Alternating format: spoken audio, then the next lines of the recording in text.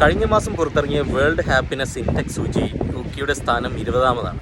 വളരെയധികം പ്രതികൂല സാഹചര്യങ്ങൾ ഉണ്ടായിരുന്നിട്ട് പോലും യുകെ ആ സ്ഥാനത്ത് പിടിച്ചിരുത്തിയതിനുള്ള വൺ ഓഫ് ദ റീസൺസ് എന്ന് പറയുന്നത് 2000-ൽ ടോണി ബ്ലെയർ ഗവൺമെന്റ് കൊണ്ടുവന്ന ഒരു പോളിസിയായിരുന്നു.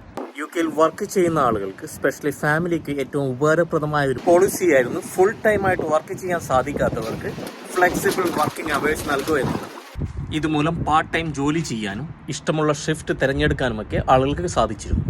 എന്നാൽ ഈ പോളിസിയുടെ ആനുകൂല്യം ലഭിക്കുന്നതിന് വേണ്ടി മിനിമം 26 വീക്സ് ഒരേ തൊഴിൽദാതാവിന്റെ കീഴിൽ ജോലിയെടുക്കേണ്ടതായി വന്നിരുന്നു. എന്നാൽ ഇന്നു മുതൽ, അതായത് April 6, 2024 മുതൽ ആ നിയമത്തിൽ ഭേദഗതി വന്നിരിക്കുകയാണ്. യുകെയിലുടനീളമുള്ള തൊഴിലാളികൾക്ക് ജോലി സ്റ്റാർട്ട് ചെയ്യുന്ന ദിവസം മുതൽക്ക് തന്നെ ഇനി മുതൽ ഫ്ലെക്സിബിൾ വർക്കിംഗ് അവേഴ്സിന് വേണ്ടി അഭ്യർത്ഥിക്കാവുന്നതാണ്.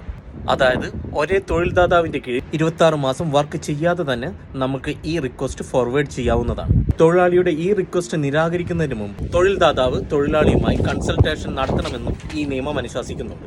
എന്നിരുന്നാലും ബിസിനസ് നടത്തിക്കൊണ്ടു പോകുന്നതിന് എക്സ്ട്രാ ചെലവ് വേണ്ടി വന്നാലും ബിസിനസ് പ്രൊഡക്ടിവിറ്റിയെ പ്രതികൂലമായി ബാധിക്കുകയും കൂടുതൽ ടീം അംഗങ്ങളെ നിങ്ങളുടെ കമ്പനിക്ക് നിയമിക്കാൻ സാധിക്കാതിരുന്നാൽ നിങ്ങളുടെ ഡിമാൻഡ് നിരസിക്കപ്പെടാൻ സാധ്യതയുണ്ട്.